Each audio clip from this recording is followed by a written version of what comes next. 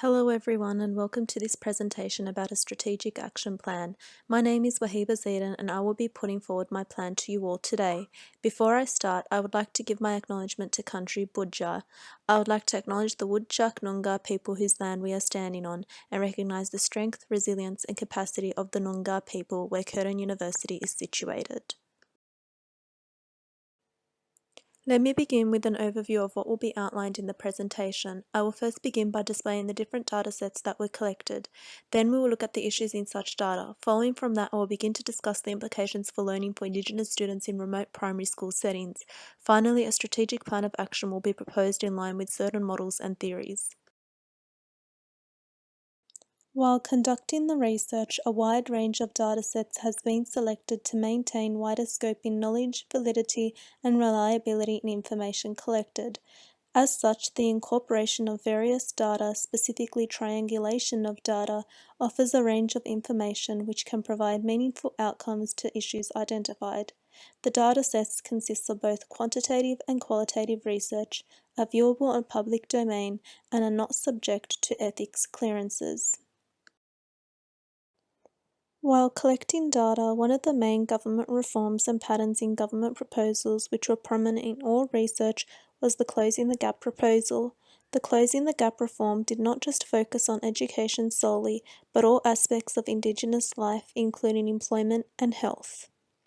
Nonetheless, the Closing the Gap reforms for education looked at reducing the disparity in all areas of education for Indigenous students, whether that be attendance, teaching styles, and learning outcomes. The markings of the Closing the Gap reforms have been evidenced by other state reforms. For example, the Everyday Counts by the Western Australian Auditor-General's report demonstrates the push for rural schools to address issues of inequity between attendance and learning competencies for Indigenous students. The report focused strongly on monitoring and measuring attendance policies as a means of increasing attendance levels. Nationally, the state Indigenous attendance was 83.5% in 2014 and 83.2% in 2017. There has been no significant progression in the suggested closing of the gap within the next 10 years. The participation level in primary school for remote Indigenous students has slightly increased, and as such, the gap is prominent in such extremely remote areas. As Figure 9 from the Closing the Gap policy shows, from the periods of 2014 to 2017, Indigenous primary school attendance rates have been steady in comparison to non-Indigenous students who have increased significantly. Interestingly, as marked by Figure 11, geographic location also plays a role in the attendance rates of Indigenous students. As one can see, the lowest rates in attendance are prominent in remote and very remote locations, with the lowest scoring in very remote areas. Compared to major cities, Indigenous attendance is higher, but as we move to very remote, the attendance reduces significantly. This demonstrates that high-risk attendance is more present in remote areas of Australia for Indigenous students in primary school settings. As such, these results raise some interesting ideas. The reforms seem to fit appropriately, but the practice proves difficult.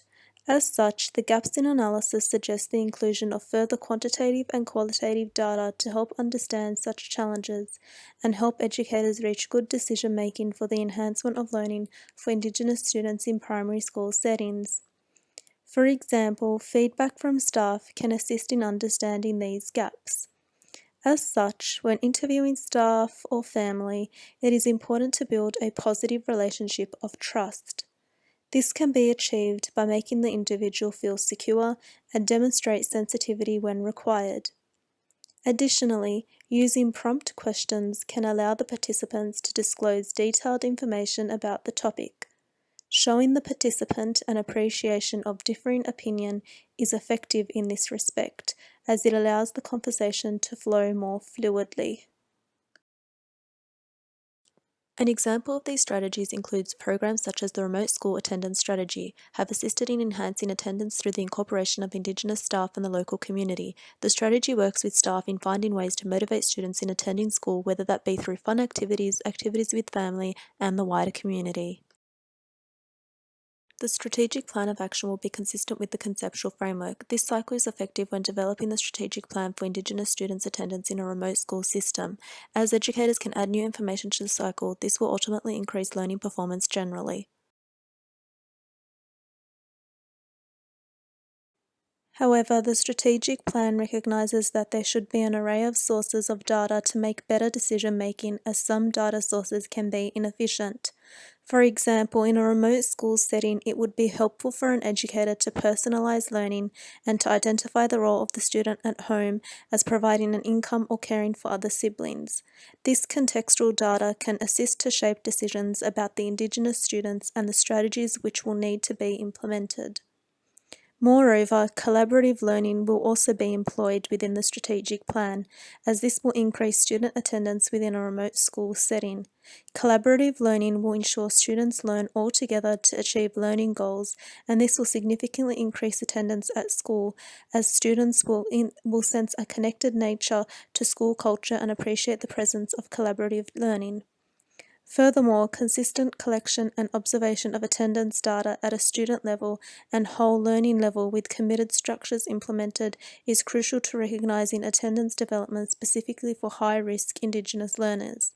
The strategic plan recommends engaging one motivated educator to monitor attendance problems with Indigenous students and families. Moreover, family inclusion in student learning is beneficial in increasing student attendance, as students become involved with their families in the learning process. Students can demonstrate learning to families, and families can take part in student learning in remote school areas. The inclusivity of family within Indigenous culture is paramount in identifying and appreciating the cultural values embedded in each family and work holistically in enhancing student learning. This reinforces the notion that a school pedagogy that incorporates Indigenous cultural views and beliefs will enhance attendance and overall learning. Through consistent collection of data and analysis, educators can reach powerful decisions about the matters that affect student learning and find meaningful ways which can enrich students' learning and attendance. Thank you.